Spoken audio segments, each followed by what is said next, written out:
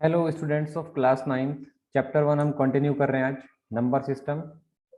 और आज topic start करेंगे हम लोग laws of exponent for real numbers. तो इसके लिए आइए देखते हैं, कुछ नोटेशन है जो मैं यूज करेंगे इसमें, वो आप देख लो क्या क्या होने चाहिए। फर्स्ट इसमें एक तो हम लेंगे ए और दूसरा एक वेरिएबल कंसिडर करेंगे बी। जो ए और बी मैं लिखूंगा यहाँ पर इन लॉज को एक्सप्लेन करने के लिए, वो दोनों जीरो से ग्रेटर होंगे। ए जीरो से ग्रेटर होगा, बी भी जीरो से ग्रेटर होगा, और दोनों रियल नंबर्स होंगे, रियल नंबर्स आएंगे। दूसरा, दो और वेरिएबल हैं पी और क्यू, ये दोनों यूज करेंगे। ये दोनों अंडरस्टूड होंगे आपको, एक बार मैं बता देता हूँ कि ये दोनों जो हैं रैशनल नंबर्स की फॉर्म में होंगे, कोई भी रैशनल नंबर्स हो सकते हैं।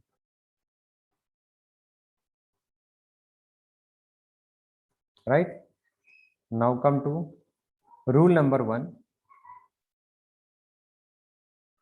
जो फर्स्ट लॉ ऑफ एक्सपोनेंट है, that is a to the power p into a raise to the power q. देखो, अगर किसी को ये पता नहीं है तो मैं एक बार बता देता हूँ।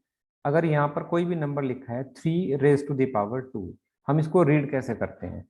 3 इसमें बेस होता है और 2 को हम एक्सपोनेंट या फिर पावर, दोनों में से कुछ भी बोल सकते हैं। एक्सपोनेंट भी बोलते हैं या फिर पावर भी बोलते हैं। ये एक मैंने एग्जांपल लेके दिखाया कि 3 रेज टू दी पावर, लेकिन यहाँ पर कुछ भी हो सकता है, वेरिएबल भी हो सकते हैं और कांस्टेंट भी हो सकता है। अगर मैं ये लिखूँ कि एक्स की power x raise to the power m, तो ये x इसमें बेस हो गया और m इसमें पावर हो गई या फिर एक्सपोनेंट। रीड कैसे करते हैं? x raise to the power m, इसको ऐसे रीड किया जाता है। तो यहाँ पर हम इस वाले को रीड करेंगे a raise to the power p, और इसको रीड कर रहे हैं a raise to the power q।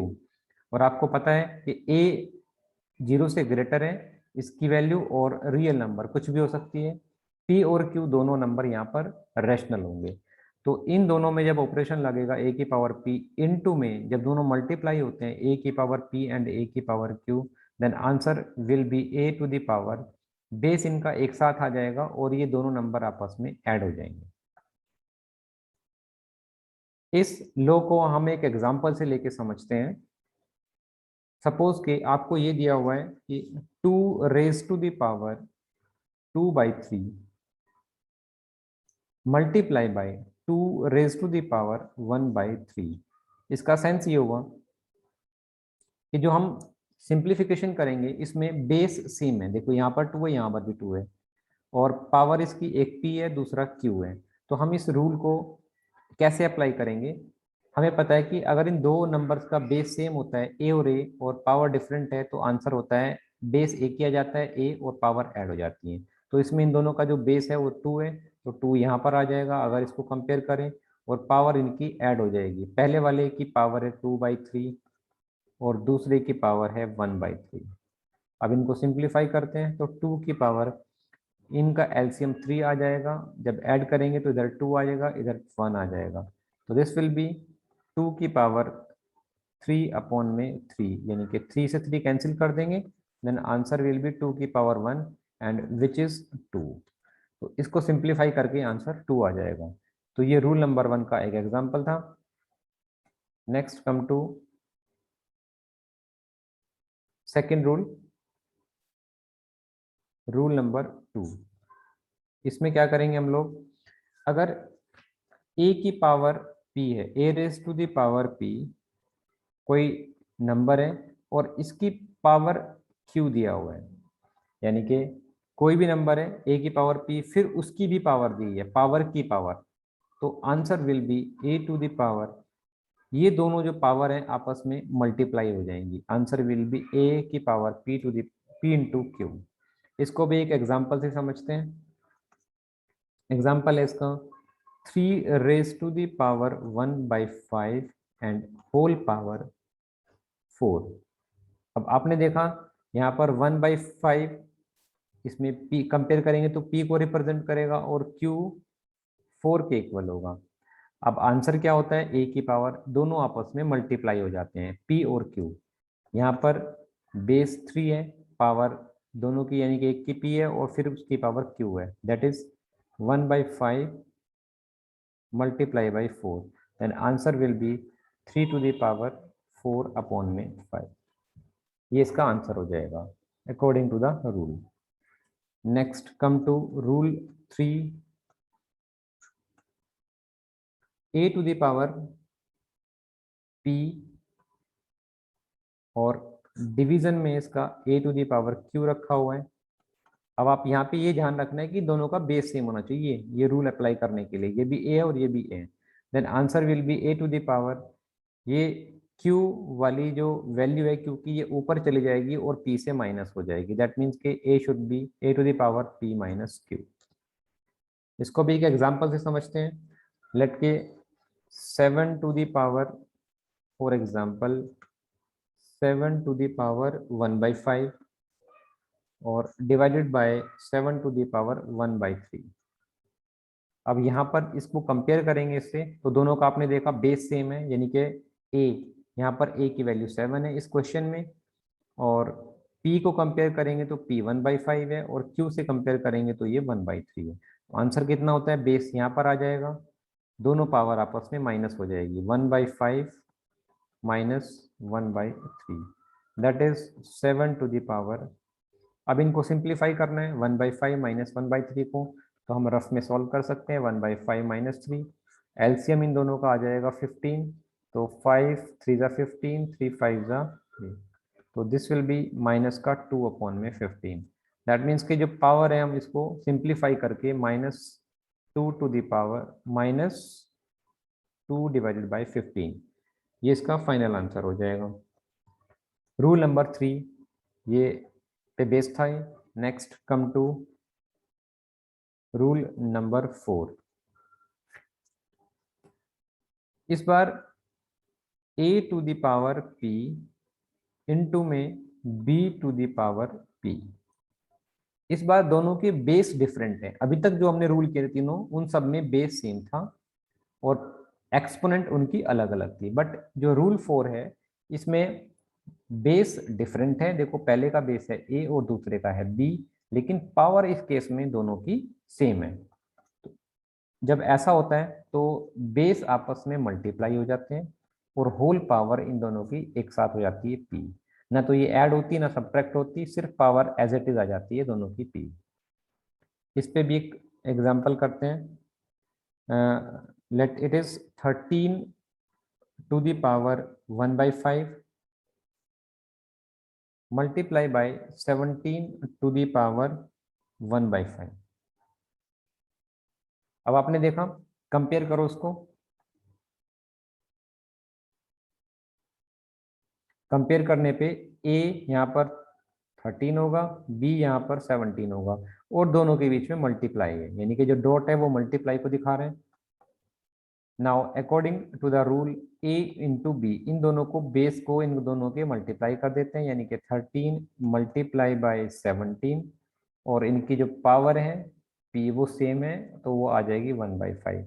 Then finally answer will be, इन दोनों को मल्टीप्लाई कर लेंगे, दैट इज 221 होल पावर 1/5। तो ये 4 रूल थे जो आपने सीखे। इसमें एक और है, वो जस्ट लाइक जैसे कि इसमें कोई भी नंबर आप ले लेते हैं, यहाँ पर x की पावर लेट इट इज 1/3, तो इसको हम ऐसे भी लिख सकते हैं क्यूब ऑफ x, यानी कि जो डिनोमिनेटर में नंबर होता है वो यहाँ शिफ्ट हो जाएगा रूट लगाने के बाद, यानी कि जहां आपने देखा 3√x क्यूब रूट, इसको बोला जाता है x क्यूब रूट। ये 3√x इससे डिफर है, ये मल्टीप्लाई नहीं हो रहा है, ये ध्यान रखना, ये दोनों मल्टीप्लाई में होते हैं, ये सिर्फ इस स्क्वायर रूट के ऊपर आता है, इसका मीनिंग ये होता है। मान लेते हैं कि कोई नंबर है 5⁴1/7, तो आप इसको ऐसे भी लिख सकते हो, 7 बना के स्क्वायर रूट और यहाँ पर 5, इन दोनों का सेम मीनिंग। तो ये जरूरत पड़ेगी आपको, तो समझा दिए। नेक्स्ट कम टू, अब इसकी एनसीईआरटी की कुछ एक एक्सरसाइज है, एक्सरसाइज नंबर 1.6, उसके कुछ क्वेश्चन सॉल्व करते हैं, थोड़ा सा और क्लियरेंस हो जाएगी आप लोगों को। जैसे कि क्वेश्चन नंबर 1 है इसका, फाइंड 64 टू द पावर 1/2। हमें इसको सॉल्व करना है using the laws of exponent. इसको सॉल्व करने का तरीका क्या है? सबसे पहले आप जो इसका बेस दिया हुआ है 64, इसके फैक्टर कर लेते हैं।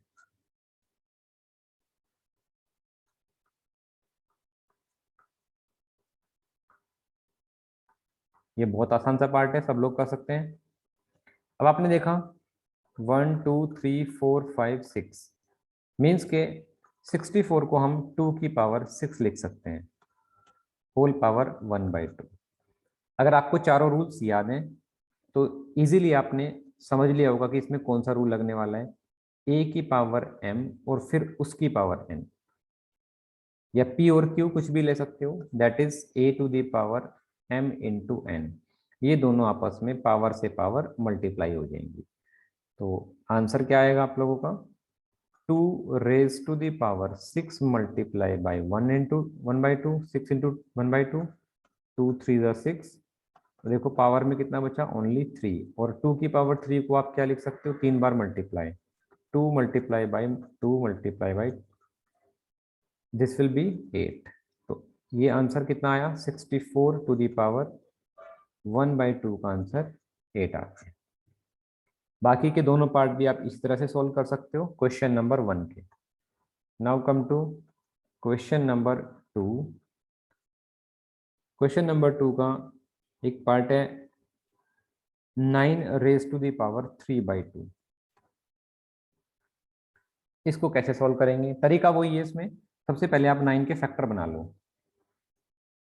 3 3 ज़ा 9, 3 1 मीन्स के आप 9 को 3 की पावर 2 में लिख सकते हो, और इसकी पावर ऑलरेडी दी हुई है 3/2। इसमें फिर से वही रूल लगने वाला है, a की power p whole power q, then answer will be a की power p into q. Multiply कर लेते हैं पावर की पावर, 2 मल्टीप्लाई बाई 3/2, 2 से 2 cancel, then answer is 3, power अभी 3 बची हुई है, देन आंसर विल बी 27। तो 9 टू द पावर 3/2 को सॉल्व करके आंसर आ गया 27। नेक्स्ट कम टू इसी का क्वेश्चन नंबर 2 का ही एक पार्ट है। क्वेश्चन नंबर 2 का फोर्थ पार्ट है, ये देखते हैं। 125 की पावर -1/3। इसमें पावर नेगेटिव आ गई है, तो नेगेटिव से ऐसा कोई डरना नहीं है, नेगेटिव होने से कोई ज़्यादा फर्क नहीं पड़ता है। हम इसको ब्रेक करते हैं 125 को।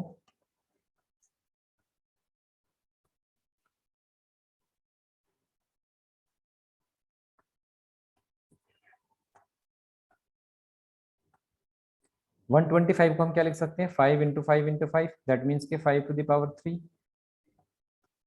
-1/3। 3 से 3 कैंसिल हो गया, क्योंकि पावर जब होती है तो ये रूल उसमें बताया मैंने आपको, a to the power p और into power q, that should be a to the power p into q, दोनों आपस में मल्टीप्लाई हो जाएंगे।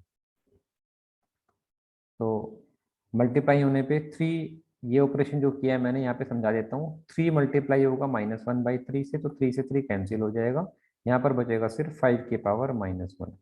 और 5 की पावर -1 को आप लिख सकते हो 1/5, क्योंकि जब भी पावर रेसिप्रोकल करते हैं किसी भी पावर का, तो वो नंबर रेसिप्रोकल हो जाता है। ये पावर नेगेटिव से पॉजिटिव हो जाएगी, अगर पॉजिटिव है तो वो नेगेटिव हो जाएगी। तो final answer is 1/5। Next come to एक एग्जांपल, एक क्वेश्चन नंबर 3 भी कर लेते हैं इसका। ये 11 raise to the power 1/2 divided by 11 raise to the power 1/4। ये सारे उन्हीं छोटे छोटे लॉज पे बेस्ड हैं। इसमें जो रूल लगेगा वो होगा a to the power p divided by a to the power q, and you know that this is equal to a to the power p minus q। तो इसमें वही लगा लेंगे, a हो जाएगा इसमें 11 और पावर इनकी माइनस हो जाएंगे। This will become 11 to the power, इसको रफ में सॉल्व करके देख सकते हैं आप लोग। 1/2 माइनस 1/4, एलसीएम 4, 2 - 1 दैट इज 3/4। तो finally it will be 11 raise to the power 3/4। सारे क्वेश्चंस इसके बहुत ही ईजी हैं, बस आपको लॉज ऑफ एक्सपोनेंट क्लियर होनी चाहिए, विद एग्जांपल मैंने समझाए हैं। एंड आई होप कि आपको ये अच्छे से समझ में आए होंगे। ये पूरी एक्सरसाइज अब आपको खुद ट्राई करनी है, और कोई डाउट आएगा तो प्लीज़ आप मुझे ज़रूर बताना कमेंट बॉक्स में, मैं उनको फिर से सॉल्व करने की कोशिश करूँगा, आपको समझा दूंगा। तो प्लीज़ ट्राई जरूर करना सब लोग। Okay, thank you very much to all of you, and video को like share and subscribe please जरूर कर देना। Thank you.